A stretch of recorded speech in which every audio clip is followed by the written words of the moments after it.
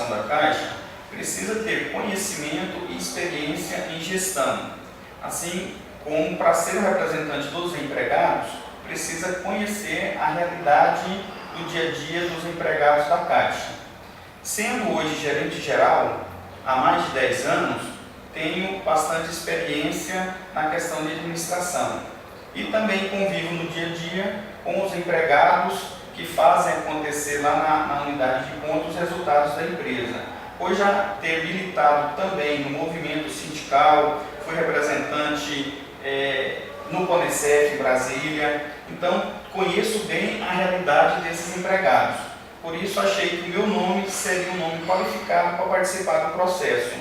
Outro fator que me motivou bastante a estar participando é o apoio da FENAG, apoio incondicional da FENAG, com todas as 31 GCFs do Brasil. Então isso me dá um respaldo, uma tranquilidade para trabalhar e para buscar o voto de todos os empregados da Caixa nessa eleição para ser o representante dos empregados no Conselho de Administração da empresa.